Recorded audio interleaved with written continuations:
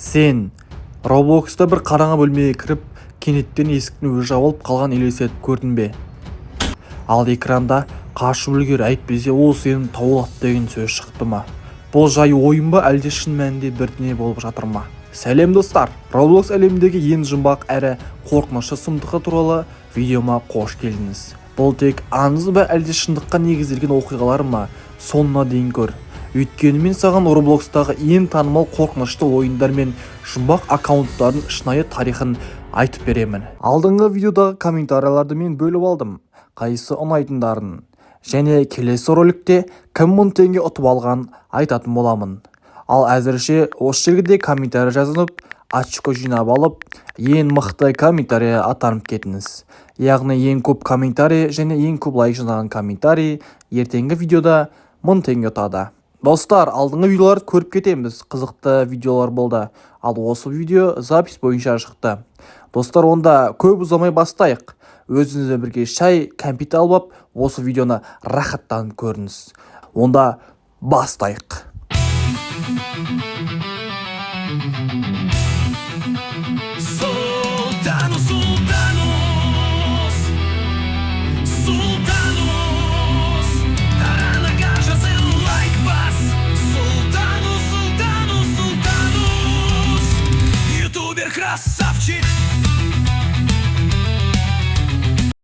Бүгінде миллиондаған балдар мен жастар Roblox ойынын ойнайды.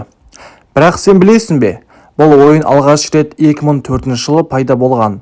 Ал сол кезде ол мүлдем басқаша болатын. Барлығы Дэвид Башуки және Эрик Кассель есімді екі инженерден басталды. Олар балаларға тек ойнау ғана емес, өзі ойын құра алатындай платформа жасау туралы армандады. Сол арман нәтижесінде Dynny Blocks деп аталған алғашқы нұсқасын жасалды. Бірақ бұл атау көпке ұнамады. Сондықтан 2005 жылы олар оның атын Roblox деп өзгертті. Бұл сөз роботтар немесе блоктар сөздерін құралған. 2006 жылы Roblox ресми түрде көпшілікке ашылды. Алғашында бұл қарапайым графикасы бар пиксельге ұқсас ойын еді. Бірақ бір ерекше нәрсесі болады. Ойыншылар өз ойындарын жасап, басқа адамдарға ойнауға бере алатын. Уақыт өте Roblox платформасы бүкіл әлемге тарады. 2010 жылдан кейін оның қолданушылары күрт өсті. Ал 2020 жылы пандемия кезінде Roblox ең танымал ойын платформаларының біріне айналды. Себебі балалар мен жасөспірімдер үйде отырғанда достарымен виртуалды әлемде кездесіп, бірге ойнауға мүмкіндік алды. Roblox'тағы ең алғашқы ойындардың бірі Rocket Arena деп аталды. Roblox ішіндегі ойындарда экспрессия тәжірибе деп атайды. Себебі әрқайсысы бір әлем сияқты. Қазір Roblox'та 60 миллион астам ойын бар. Roblox жай ғана ойын емес, бұл болашақ программистер мен дизайнерлерге арналған шығармашылық алаң. Оның тарихы арманнан басталған үлкен жетістік тарихы. Егер сен де өз ойынды жасап көргің келсе, дәл бүгіннен бастауға болады. Себебі сен идеян бүкіл әлемді таң қалдыратын келесі хит ойын болуы мүмкін. Бірақ та Roblox'та сұмдықтар да жетерлік. Мен жай ғана достармен бірге Roblox ойнап отырғам. Бір кезде экранда белгісіз жазу пайда болды. Сен бізден қаша алмайсың. Сол сәттен кейін бәрі өзгере бастады. Бәлкім сен де Roblox'та қорқынышты сәттерге тап болған шығарсың. Roblox бұл миллиондаған ойын бар. Керемет әлем, бірақ оның ішінде сұмдыққа толы. Қараңғы жағда бар екені рас. Бұл жай аңыздар ма, әлде шынайы оқиғалар ма? The Maze. Сенің онынан еретін елес. Бұл ойын жапон қорқынышты аңыздарға негізделген. Сен қараңғы мектепке түсіп кетесің. Ал сенің соңынан жалған қызыл көзі құбыжық ереді.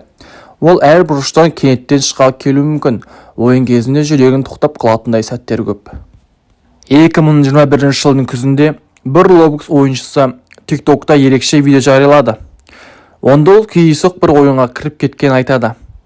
Ойынның аты Smile Jeep. Бірақ Roblox'та онда ресми ойын жоқ еді. Ойын ашылған сәтте бәрі күңгірт болды.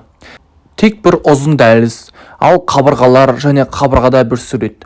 Сол сурет шынайы өмірдегі белгілі Smile Ape интернет мифі күлімсіреген, бірақ көзқарасы жан түршіктіретін иттің суреті еді. Ойыншы жақындап көрмек болды, бірақ экран кенеттен қара болып, ойын автоматты түрде жауалып қалды. Кейін ол қайта кірмек болды, бірақ Roblox аккаунты бұғатталған, ал профилінде бір түрлі сөз пайда болған. Сен оны көрдің, енді сен де күлімсірейсің. Көп ұзамай бұл видеоны кейін тарап кетті.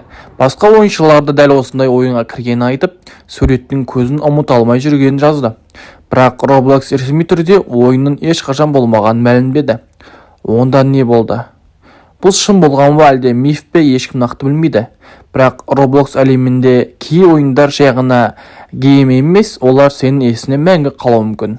Roblox жай ғана ойын сияқты көрінгенімен, оның ішінде тылсымға тола, түсініксіз, тіпті қорқынышты әлемдерде бар. Кейбір есіктерді ашпас бұрын ондағы нәрсеге дайын екенін ұмытпау керек. Мүмкін бұл жай миф, ал мүмкін ол біреу артынан қарап тұр шығар. Егер саған бұл видео ұнаса, міндетті түрде лайк басып, достармен бөліс. Комментарияға сен қай аңыздан қорықтың жазып қалдыр. Ең қызықты жауап келесі видеода оқылады. Конкурс туралы ұмытпа. Түн тыныш болсын. Robloxта кездескенше сау бол.